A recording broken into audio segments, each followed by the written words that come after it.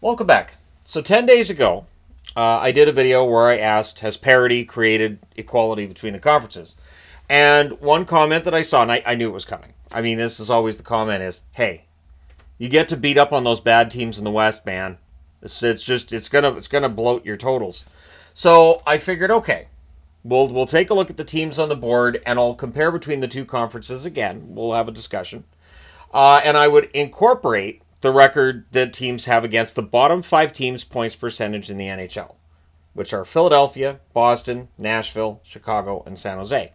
Yes, three of the five are in the West, two of them are from the East. So not entirely balanced, but when you look at the records these teams have against these five teams, it doesn't really give a huge advantage to the teams in the West. They're not, I mean, are they getting points against those teams? Yes, but so are teams in the East. So looking at Washington as a for instance, 49-19-9 record, 107 points. Against this bottom five here, they're 10-2-1 for an 808 save percentage. So 21 of their 107 points have been taken from those bottom five teams. Toronto, 48-26-4 record, 100 points for them. 9-1-3 record, which is also an 808 points percentage. The Tampa Bay Lightning, 45-26-7, 97 points against the bottom five. A 7-4-2 record, a 615 points percentage. Tampa Bay has honestly lost some points against these teams in that bottom five, which has probably cost them the division at this point. The season's still got some time left. Carolina, 46-24-4 overall for 96 points. 9-3 record against the bottom five teams, which is a 750 points percentage. Florida, 45-29-4 record, 94 points. 9-3-1 against the teams that are in this bottom five here, 731 points percentage. Ottawa, 42-30-6 record, 90 points. They do very well against the bottom five, 9-1-1 record, 864 points percentage, which is the highest number on the board. So, in terms of points percentage, very good when it's a game against a bottom team at getting those points. New Jersey, 41-30-7 record, 89 points, 7-5 against that bottom five, 583 points percentage. Montreal, 39-30-9 record, 87 points against that bottom five, 7-4 for a 636 points percentage. So, yeah, I mean, these teams in the East, they've garnered their share of points against those bottom teams, which you should do if you're a top team. And then we go out to the West, where Winnipeg, 53-21-4 overall, 110 points. Definitely have the inside track on winning the President's Trophy a week from today. 10-2-1 against that bottom five, and so an 808 points percentage, the same as Washington. The same number of points. So that argument doesn't really stand up there. Then you got Dallas, 50-22-6 record, 106 points. They're 10-2 against that bottom five, 833 points percentage. Vegas, 47-22-9, 103 points. They are 10-2 against that bottom five, also 833 points percentage. Colorado, 48-27-4 record, 100 points. They're 9-6 against the teams in that bottom five for a 600 points percentage, which is lower than Tampa's. It's only ahead of New Jersey's. It's actually below the points percentage put up by the Montreal Canadiens. Then you've got the LA Kings, 44-24-9 overall, 97 points against the bottom five, 8-3-3 record, 679 points percentage. Edmonton does very well against the bottom teams, 45-26-5 overall, 95 points. They are 10-2 against those bottom teams, and so an 833 points percentage, exactly the same as the Vegas Golden Knights. Then you got Minnesota, 43-29-7 record, 93 points, 10-3-1 against the teams in this bottom five for a 750 points percentage. And St. Louis, 43-30-7, also 93 points, and also 10-3-1 against the bottom five for a 750 points percentage. I don't see a huge advantage other than some of these teams are playing better than other teams in the East against the bottom teams. So if the argument is, well, they got a lot of points against the bottom teams, yeah, and some of these teams have struggled against some of those same bottom teams in the NHL. So with that part of the argument set aside now, at least I think, I would imagine there'll still be a lot of, well, you forgot these teams and these teams, but these are the bottom five in points percentage. So there's that. So let's just look straight across the board. Washington and Winnipeg. So just going crazy with this, if Washington and Winnipeg started a series tomorrow, who would win? I like Winnipeg's chances in that series. Obviously, for me to get into this comparison, the only way we're going to find out if I'm right or wrong is Stanley Cup Final. So we've got some freeway between now and then before that's going to take off.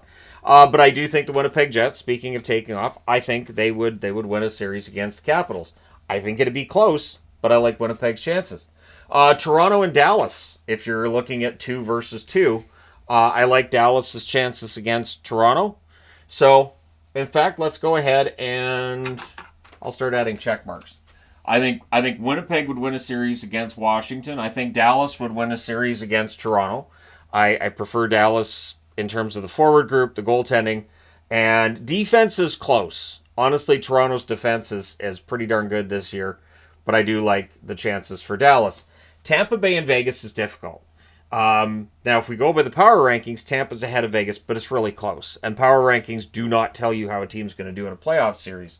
One thing that's always interesting to me is that one team might lose a first-round series, but there might be another team in that conference that they would have beaten in a first-round series, right? So there's that. But between Tampa and Vegas, I kind of like Tampa. You got Vasilevsky, Kucherov, Hedman, and a pretty strong team overall.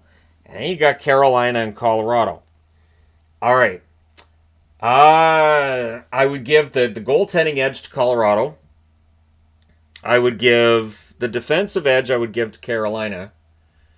The offensive group, if everybody's healthy, I do like Colorado's chances there.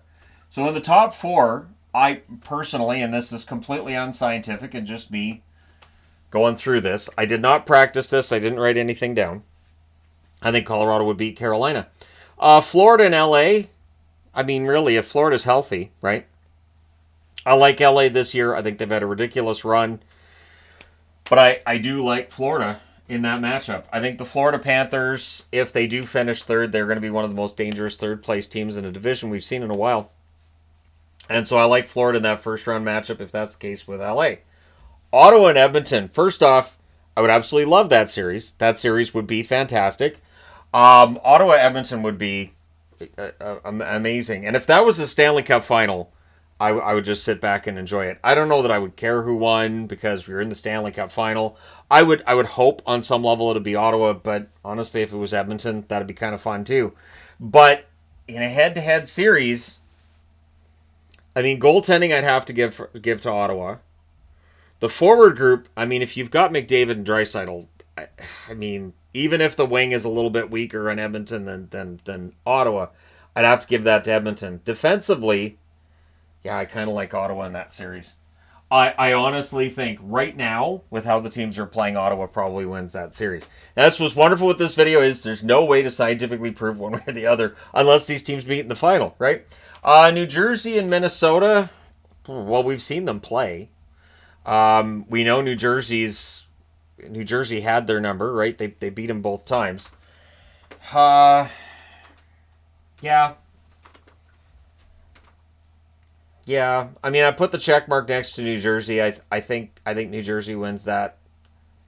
I think it'd be close. I mean, Kaprizov and Eriksson Ek are back, so this is a different Minnesota team. But yeah, see, that's what happens when you put the check mark up before you really thought this through.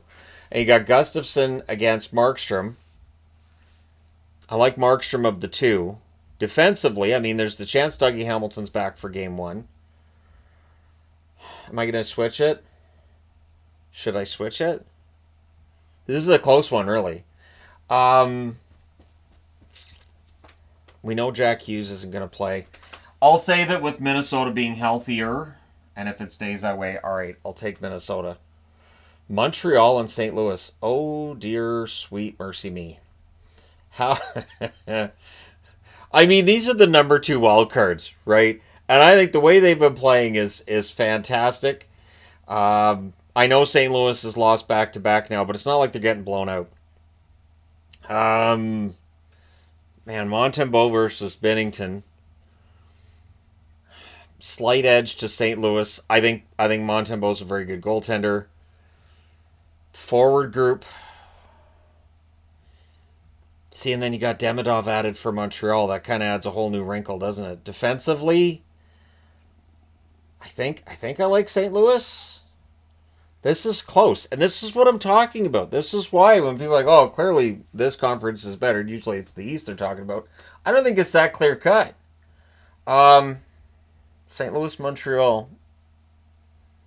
St. Louis hasn't won a round since it's been a bit. They've won one round since they won that Stanley Cup in 2019. I think it was 2022 was the last time they won a round.